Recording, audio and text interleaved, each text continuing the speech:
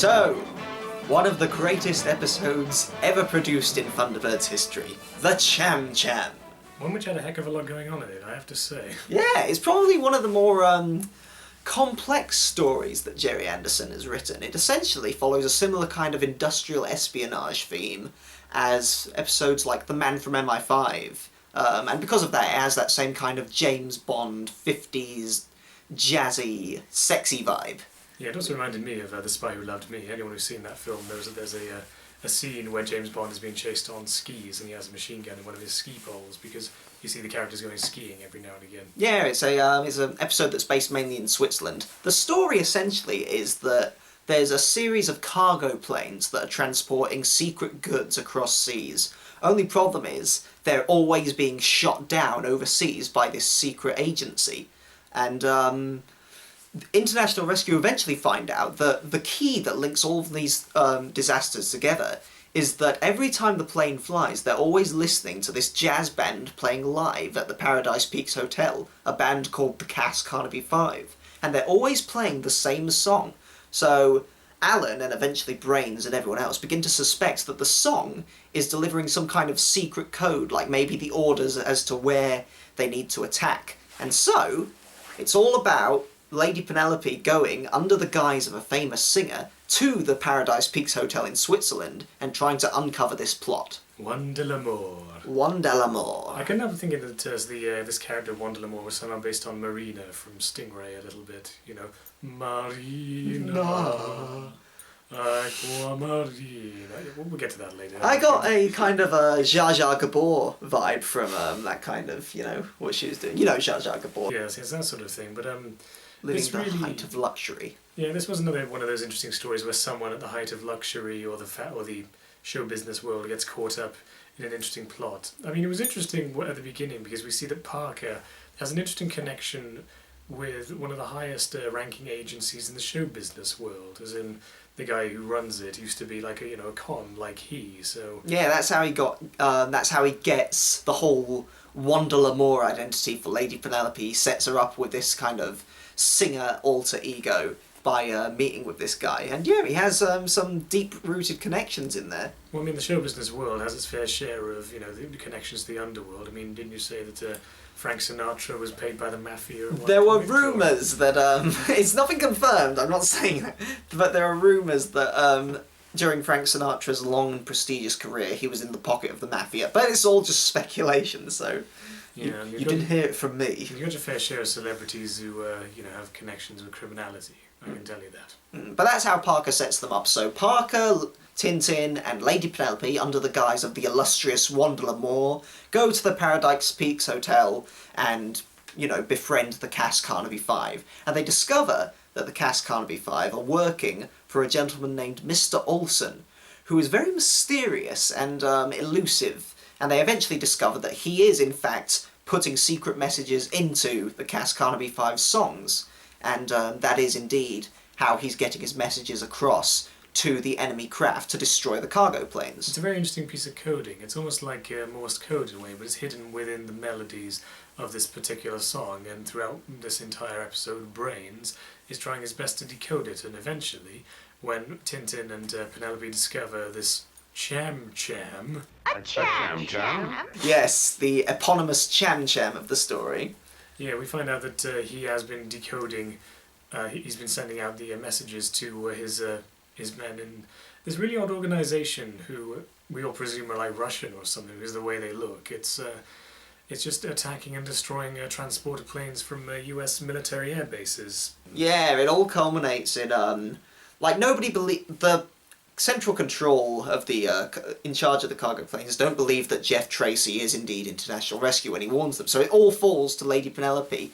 Now, the Cass Carnaby 5 already have been told by Mr. Olsen how to play the song, and they start playing it the regular way, and it shows that the code is getting through. But then Lady Penelope comes up and starts singing in not only the wrong key, but the wrong speed and the wrong tempo. And it's this piece of genius that just throws off the whole code and turns it into nonsense. So she just comes along and starts singing, "When you play," and just completely fucks up the song. Very subtle sabotage. Yeah, and hence fucks up the code. Now, of course, Mr. Olsen isn't too pleased with the fact that Miss Lamore has interfered with his plans, and so he ends up cutting the cable car that they're getting away in and sending them on a path to destruction. Yes, and so this is where we actually see the real hero of this episode, which we all have to agree has to be Parker. That's Mr. right. Nosy Parker.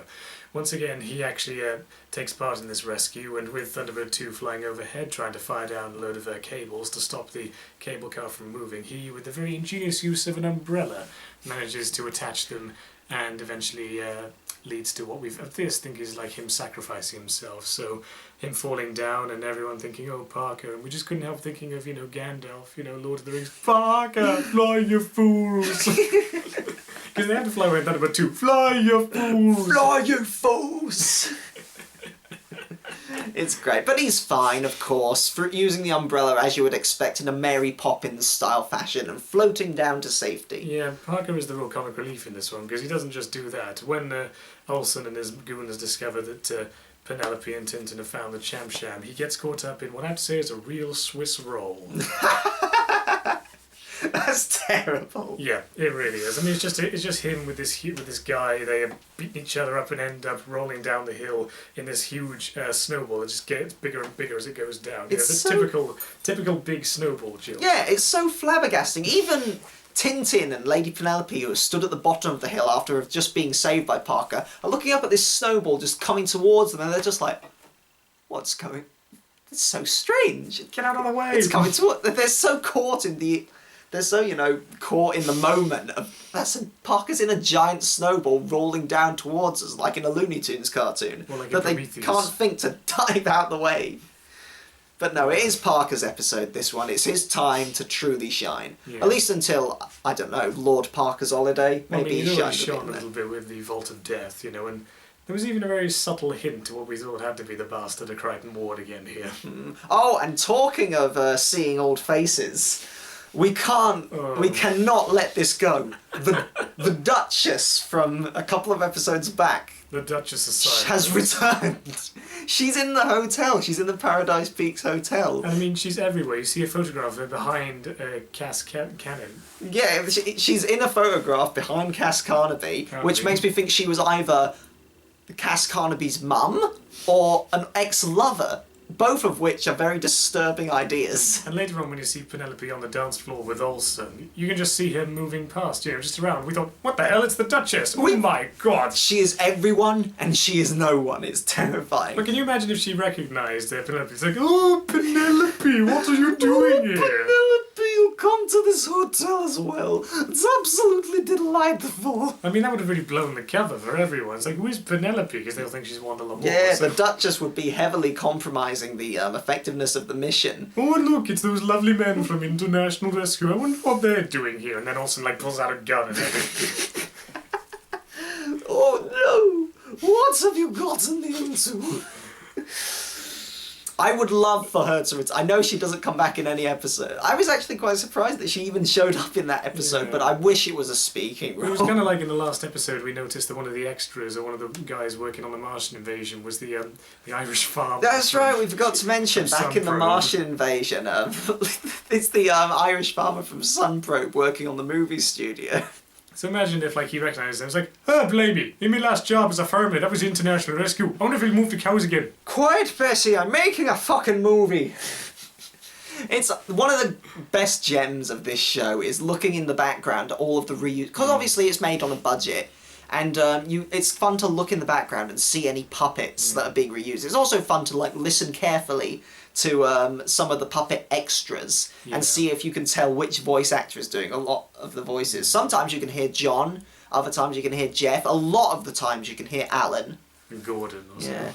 Yeah. Because the actors do the extras as well. Because that was the thing, they only usually have a cast of 12 for say 100 roles or something. But, go show good in voice actors. Yeah.